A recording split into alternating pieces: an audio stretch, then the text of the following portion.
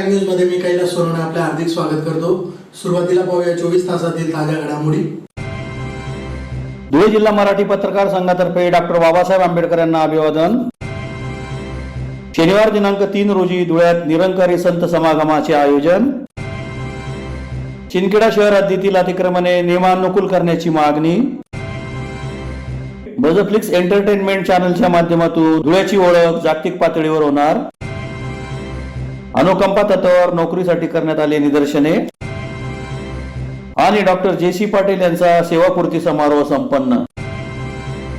आता बातमीपत्र विस्ताराने। संविधानाचे विधाते डॉक्टर बाबासाहेब आंबेडकर यांनी 103 वर्षापूर्वी मूकनायक हे वृत्तपत्र 31 जानेवारी रोजी सुरू केले होते। त्यांच्या योगदानाबद्दल धुळे जिल्हा मराठी पत्रकार संघातर्फे पत्रकार भवन येथे अभिवादनाचा कार्यक्रम संपन्न झाला। संविधानाचे विधाते डॉक्टर बाबासाहेब आंबेडकर यांनी मूकनायक हे वृत्तपत्र 103 वर्षापूर्वी 31 जानेवारी रोजी सुरू केले होते। वृत्तपत्र सृष्टीतील त्यांच्या या योगदानाला 103 वर्ष पूर्ण झाल्याबद्दल धुळे जिल्हा मराठी पत्रकार संघाच्या वतीने पत्रकार भवन येथे श्रीराम टाइम न्यूजचे जिल्हा प्रतिनिधी रवींद्र नगराळे व व्यंगचित्रकार राजेंद्र सोनार यांच्या हस्ते डॉक्टर बाबासाहेब आंबेडकर यांच्या प्रतिमेस पुष्पहार अर्पण करून अभिवादनाचा कार्यक्रम संपन्न झाला। यावेळी पत्रकार संघाचे अध्यक्ष मनोज गर्दे, उपाध्यक्ष अतुल पाटील, प्राध्यापक मोहन मोरे, पुरुषोत्तम गरुड, प्रकाश शिरसाट, भाऊसाहेब माळी, वाल्मिक पाटील, सुनील बैसाने, राकेश गाळणकर, मनोहर सोलंकी, वीरेंद्र मोरे, निलेश परदेशी, पंकज पाटील, चंद्रकांत पाटील, शांताराम आहिरे, आकाश सोनवणे, जमील शेख, सनी सोनवणे, दीपक आहिरे, कार्तिक सोनवणे आदी उपस्थित होते। स्वातंत्र्यापूर्वी जी वृत्तपत्र होती ती वृत्तपत्र नव्हती, ती मतपत्र होती। त्याच्यानंतर भारताला स्वातंत्र्य मिळवण्यासाठी वृत्तपत्रांनी जी भूमिका बजावली ती अतिशय महत्त्वाची भूमिका होती। त्यात डॉक्टर बाबासाहेब आंबेडकरांचं नाव दिसून आपल्याला चालणार नाही। डॉक्टर बाबासाहेब आंबेडकरांनी जो मूकनायक सुरू केलं त्या मूकनायकाच्या स्थापनेचा आजचा दिवस आहे। म्हणून धुळे जिल्हा मराठी पत्रकार संघाच्या वतीने आज या ठिकाणी बाबासाहेबांच्या प्रतिमेला या ठिकाणी माल्यार्पण करण्यात आलेलं आहे।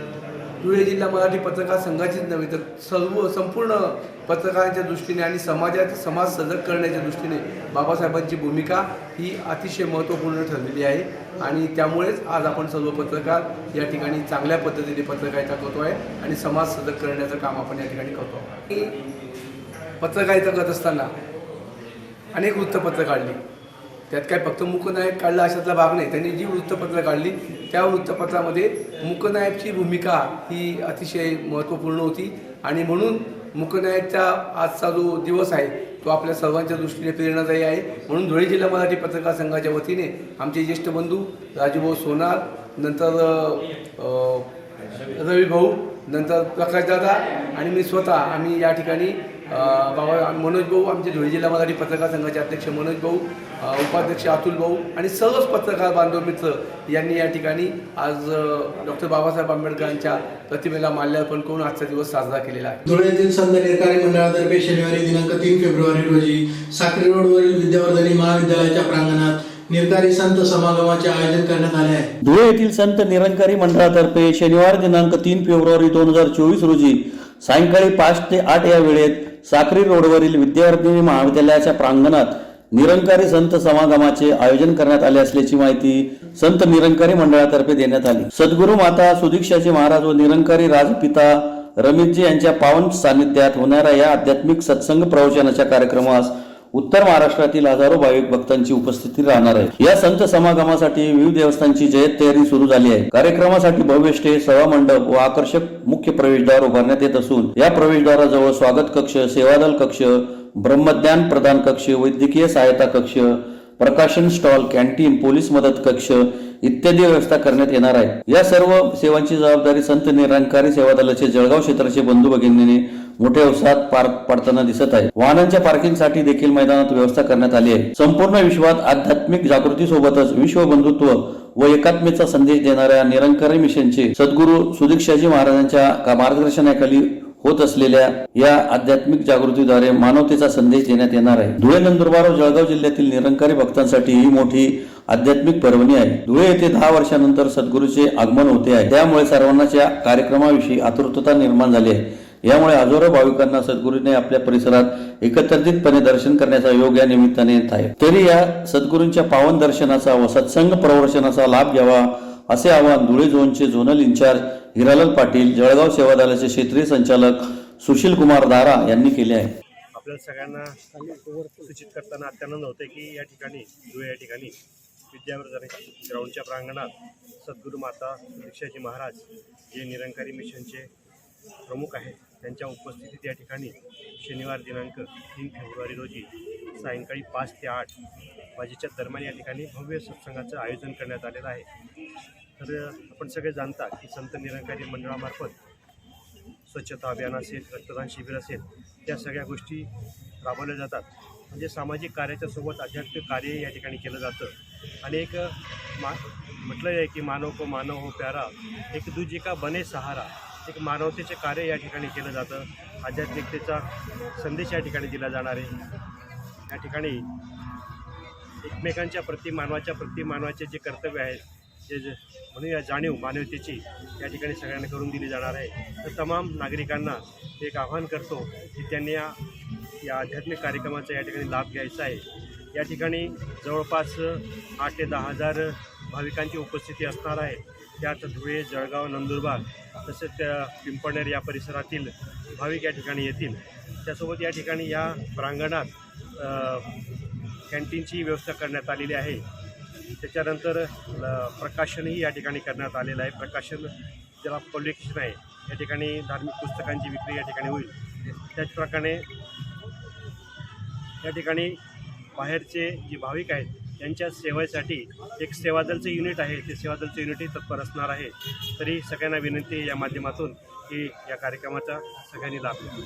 शिंदखेडा शहरात देखील अतिक्रमण नियमानुकूल करून लाभार्थ्यांना पंतप्रधान घरकुल योजनेचा लाभ द्यावा अशी मागणी महाराष्ट्र प्रदेश आदिवासी काँग्रेसतर्फे तहसीलदार यांना निवेदनाद्वारे करण्यात आली आहे. शिंदखेडा शहर हद्दीत पंतप्रधान घरकुल योजनेकरिता अतिक्रमण नियमाकुल करून लाभार्थ्यांना घरकुलाचा लाभ द्यावा अशी मागणी महाराष्ट्र प्रदेश आदिवासी काँग्रेसतर्फे तहसीलदार यांना निवेदनाद्वारे करण्यात आली आहे. निवेदनात म्हटले आहे की धुळे जिल्ह्यातील शिंदखेडा तालुक्यातील नगरपंचायत शिंदखेडा हद्दीतील नगरपंचायत अंतर्गत येणाऱ्या रज्जाक नगर, नदीपार बिलाटी, भूमापक क्रमांक 1215 बंगला बिलाटी यासाठी मुख्याधिकारी नगरपंचायत शिंदखेडा यांनी भूमापक भूमी अभिलेखकडे जमा भरलेली आहे. जमा भरून जवळपास 2 वर्षाहून अधिक काळ लोटलाय, तरी सुद्धा तालुका भूमी अभिलेख अधीक्षक यांनी मोजमाप केलेले नाही. नगरपंचायतीच्या पत्राकडे दुर्लक्ष केलेले आहे. आम्ही देखील आदिवासी काँग्रेस सेल व भिल समाज विकास मंच माध्यमातून भूमी अभिलेख यांच्याकडे लेखी निवेदनाद्वारे पाठपुरावा केलेला आहे करीत आहोत. तरीही संबंधित कार्यालय आदिवासींचे अतिक्रमण नियमाकुल करीत नसल्याने घरकुलांचा लाभ मिळत नाही. तरी आपणास विनंती की सदरील तालुका भूमी अभिलेख कार्यालयास आपल्या स्तरावर आदेशित करून शिंदखेडा येथील नगरपंचायत हद्दीतील अंतर्गत येणाऱ्या नदीपार गट 2 बिलाटी व भूमापक क्रमांक 1215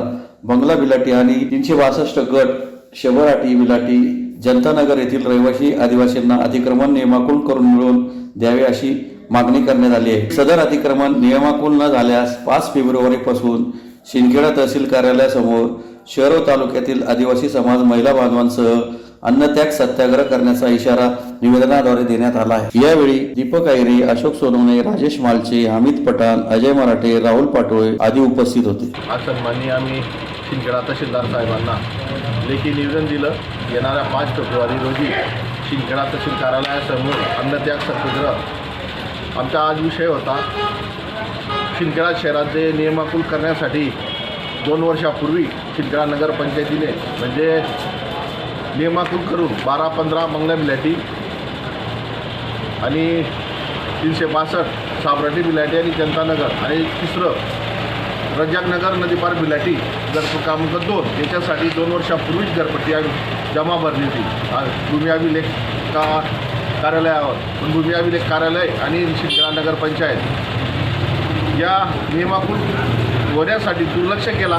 म्हणून आम्ही सर्व आदिवासी बांधव, दलित असतील, मुस्लिम बांधव असतील, आम्ही येणाऱ्या 5 फेब्रुवारी रोजी शिंदखेडा तहसील कार्यालयावर भव्य अन्नत्याग सत्याग्रह करणार आहोत शेकडोच्या संख्येने, जेणेकरून शिंदखेडा शहराला नियमित करून पंतप्रधान घरकुल योजना मिळावी याच्यासाठी शिंदखेडा तहसील कार्यालयावर आम्ही 5 तारखेपासून अन्नत्याग सत्याग्रह करणार आहोत. बस फ्लिक्स एंटरटेनमेंट चॅनलच्या माध्यमातून धुळ्याची ओळख जागतिक पातळीवर होणार असल्याची माहिती बजफ्लिक्सचे मुख्य कार्यकारी अधिकारी अक्षय ठाकूर यांनी पत्रकार परिषद घेऊन दिली. बजफ्लिक्स एंटरटेनमेंट चॅनलच्या माध्यमातून धुळ्याच्या कलावंतांनी भरारी घेतली आहे. धुळ्याची ओळख जागतिक पातळीवर नेण्यासाठी धुळ्यातून बजफ्लिक्सचा शुभारंभ होत असल्याची माहिती भजफ्लिक्सचे मुख्य कार्यकारी अधिकारी अक्षय ठाकूर यांनी धुळे येथे पत्रकार परिषद घेऊन दिली। याबाबत अधिक माहिती देताना अक्षय ठाकूर यांनी सांगितले की संपूर्ण कुटुंबासाठी हा OTT प्लॅटफॉर्म असून भजफ्लिक्सच्या माध्यमातून वेब सिरीज, फिल्म्स, कार्टून रसिकांना पाहता येतील।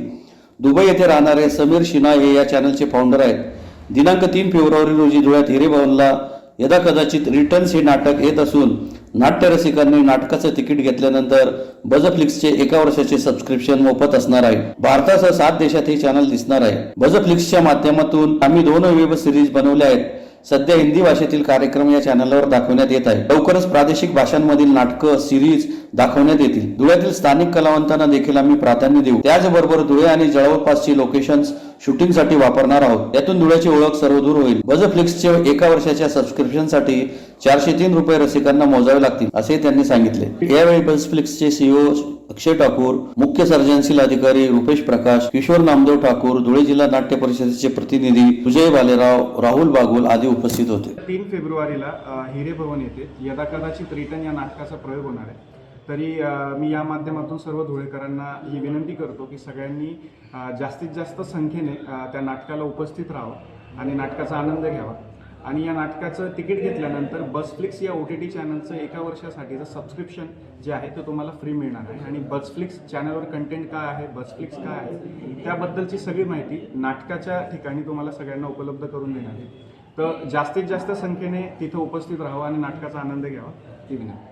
अनुकंपा तत्वावर पाणी पुरवठा कर्मचारी म्हणून नेमणूक व्हावी यासाठी धमाने येथील मंगल बैसाने व ग्रामस्थांतर्फे जिल्हा परिषदेसमोर निदर्शने करण्यात आली। अनुकंपा तत्वावर धमाने येथे पाणी पुरवठा कर्मचारी पदावर नेमणूक करावी या मागणीसाठी मंगल बैसाने यांच्यासह नातेवाईकांतर्फे जिल्हा परिषदेसमोर निदर्शने करून मुख्य कार्यकारी अधिकारी यांना निवेदन देण्यात आले आहे। निवेदनात म्हटले आहे की मी श्रीमती मंगल राजेंद्र बैसाने, राहणार धमाने, तालुका जिल्हा धुळे येथील रहिवासी असून माझे पती राजेंद्र भटू बैसाने हे दिनांक 13/11/2023 रोजी मयत झाले। हे ग्रामपंचायत धमाने या ठिकाणी दिनांक 1/6/2005 पासून 13/11/2023 पर्यंत पाणी पुरवठा कर्मचारी या पदावर कायमस्वरूपी कामावर हजर होते। पती मयत झाल्यामुळे त्यांच्या रिक्त झालेल्या जागेवर अनुकंपाच्या तत्वावर मी सदर काम करण्यास तयार आहे। संदर्भी अर्जान्वये मी एक विधवा स्त्री मी वेळोवेळी आपल्याकडे व ग्रामपंचायतीकडे सदर कामाची मागणी करून देखील अद्याप तो सदर जागेवर माझी नेमणूक केलेली नाही। मला उदरनिर्वाहाचे दुसरे कोणतेही साधन नाही। मी रोजंदारीने कामावर जात आहे। मी एक अनुसूचित जातीची स्त्री आहे, तरी माझी अनुकंपा तत्वावर नेमणूक व्हावी अशी मागणी करण्यात आली आहे। या अर्जाचा विचार करून न्याय न मिळाल्यास माझे कुटुंब व मुलाबाळांसह आपल्या कार्यालयासमोर दिनांक 12/2/2024 पासून आमरण उपोषणाला बसेल असा इशारा देण्यात आला आहे। यावेळी मंगल बैसाने, माजी सरपंच रमेश बैसाने, सुनील बैसाने, काशीनाथ बैसाने, जितेंद्र हिवरे, साहेबराव बैसाने, लखन बैसाने, नाना बैसाने, प्रभाकर बैसाने, शंकर बैसाने, संगीता बैसाने आदी उपस्थित होते। आज दिनांक 31/1/2024 रोजी मुख्य कार्यकारी अधिकारी साहेब यांना निवेदन देण्यासाठी आज आम्ही इथं आलेलो आहे। निवेदनाचं कारण असं आहे की आमचे मोठे बंधू कैलासवासी राजेंद्र भटू बैसाने होते। त्यांच्या अल्पशा आजाराने त्यांचं दुःखद निधन झालं। त्याच जागेवर कामावर लागण्यासाठी की त्यांचे धर्मपत्नी मंगलबाई राजेंद्र बैसाने यांना त्यांच्या जागेवर पाणीपुरवठा कर्मचारी म्हणून नेमणूक करण्यात यावी अशी आमची मागणी होती। तरी आम्ही आज 2 ते 2.5 महिने झाले मयत होऊन राजेंद्र भटू बैसाने यांना, तरी आम्ही 2 ते 2.5 महिन्यापासून सतत आम्ही पाठपुरावा करतोय। आणि शिवाय आम्ही उपमुख्य कार्यकारी अधिकारी साहेब यांना सुद्धा आम्ही पत्राद्वारे कळवलेलं आहे। 20/12/2023 रोजीचा अर्ज दिलेला आहे, तरी अद्याप सुद्धा कुठलाही मुख्य कार्यकारी अधिकारी साहेब यांना निवेदन देण्यात आले।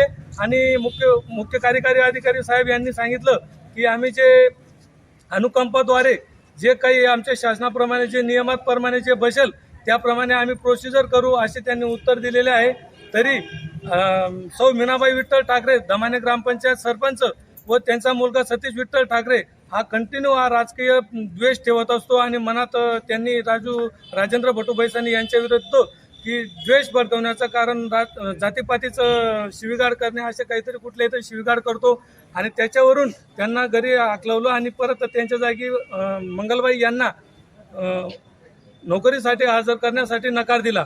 त्यांच्या घरी कामाला जो मुलगा आहे त्याला त्यांनी स्वतःच्या याच्यावरती कुठल्याही सदस्यांना न विचारता त्यांनी कामावर ठराव बनवून घेतला आणि त्यांना कामावर सोडून घेतलेला आहे।